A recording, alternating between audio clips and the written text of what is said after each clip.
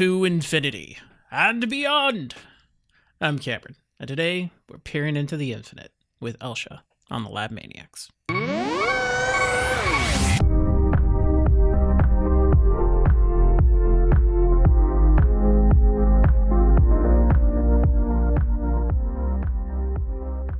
Elsha of the Infinite is a Jeskai commander that lets you look at the top card of your library as long as she's in play. You can also cast it at instant speed, as long as it's not a creature or a land. She also has prowess. So the more we dig into our deck, the stronger she gets, and with a little effort, she can imitate Saitama and obliterate an opponent with a single punch. The competitive EDH deck that has evolved around her does use her combat prowess, but primarily focuses on a win-conless strategy. This is something I've talked about before, but is really important for this deck. We have several engines that get the deck rolling, and once they are online, we can use those same engines as ways to win the game. So we don't need to include specific cards that would win the game for us otherwise. There really is no reason to run an Aetherflux Reservoir or Thassa's Oracle in this deck. We can win without them, so we don't need the lower card quality of having them in the deck. We have two major engines in the deck.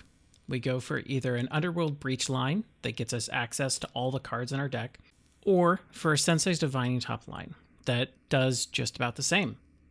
From there, we can mill out our opponents, then force them to draw from an empty deck with Windfall. Or we can generate enough mana to cast a Rolling Earthquake to kill all of our opponents. And during all this, if we have Elsha in play, she's powering up to Super Saiyan levels and will destroy somebody in the combat step. The first major combo line is Underworld Breach, Lion's Eye Diamond, and Wheel Effects. This is pretty common now. We have Underworld Breach in play, then cast a Wheel of Fortune. Activate Lion's Eye Diamond in response to the spell, discard our hand, then draw 7 cards. As long as we have the Wheel card in our graveyard and at least 3 other cards, the floating mana from Lion's Eye Diamond will let us recast the Wheel. We discard the 7 cards, and now we have enough in our graveyard to recast Lion's Eye Diamond and the Wheel. This gives us a loop that generates extra cards in our graveyard that we can then turn into extra mana by escaping Lion's Eye Diamond an additional time in the loop, or by escaping other artifact sources. From there, we use one of our payout cards to win. Our other major combo line is Elsha, Sensei's Divining Top, and a mana cost reducer, like Helm of Awakening. We can also sub in Birgi, God of Storytelling, for Helm of Awakening, as we really just need to be mana neutral when we cast Sensei's Divining Top. This combo basically lets us draw a card with Top and then put it on top of our deck. Elsha lets us recast Top, either for free with Helm, or with the red mana that we generate from Birgi. So we drew a card for free, and can go through our whole deck this way. We're also building up Storm count with each cast of Top, and Elsha is also getting stronger. Once we have either of these engines online, we will have built up a high Storm count, and then we can transition into casting Brain Freeze on our opponents. This doesn't seem intuitive right away, so let's do some quick back-of-the-napkin math. While we were casting Wheel of Fortune with Underworld Breach, we were also milling our opponents for 7 with each Wheel of Fortune.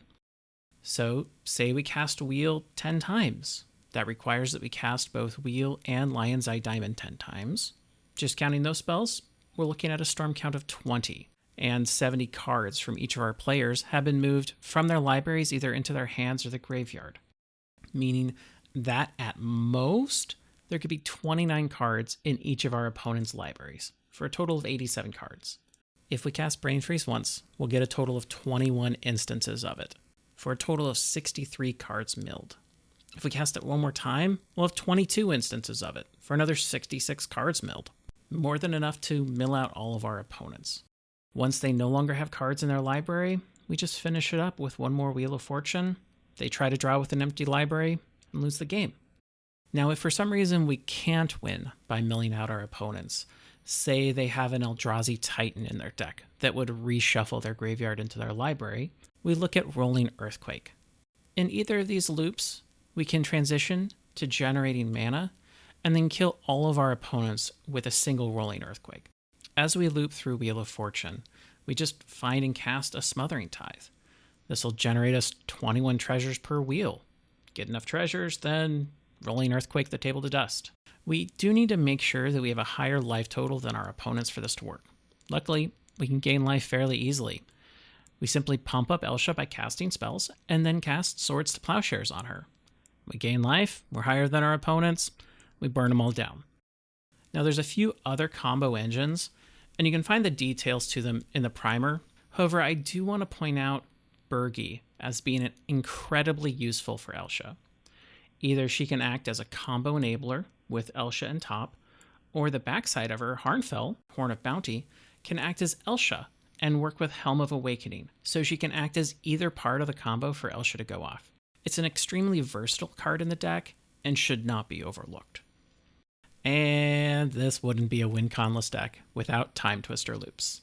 Now, this isn't a perfect Time Twister loop. We will be losing at least 3 cards each time, as we have to use Underworld Breach to recast it. We need to get the Sensei's Divining Top engine online, either start from it or transition to it from Underworld Breach. Once it's online, we can draw our deck, cast any spells that we need to, then cast a few extra spells to fill up the graveyard, sacrifice your artifacts to Grinding Station, counter your own spells, then counter the counters. Just burn through a few cards, then use those cards as fodder for Breach to keep the Twister loops going. With Smothering Tithe, Bergie, or Hullbreacher out, we generate treasures, mana, and Storm Count the whole time. Storm Count helps us with a Brain Freeze win, but the Twister loops also let us do a lot of other things. Say, bounce and shuffle all the non-land permanents our opponents have, leaving them with no cards in hand and only land in play. We could also generate a bunch of 2/2 birds as we swan song our own spells. The reason to look at these options is that there are cases where our normal combo lines just may not be available to us, and we need to know that we have several other winning strategies built into the deck, and that just because one line is gone, we're not out of the game. Those are the main combo engines and winning lines. Outside of those, we pack a ton of great interaction, mana rocks, and card draw engines that keep us in the game and stop our opponents from winning. Commander All-Stars of Hullbreacher, Smothering Tithe, Mystic Remora, and Rhystic Study all get us mana, tax our opponents, draw us cards, and slow down our opponents relative to us. We use those to get Elsha out, generate card advantage from her, and pressure our opponent's life totals until we get a combo online and end the game. I do want to thank Flash Andretti for his help with this video. He's done a great job maintaining the deck list and primer.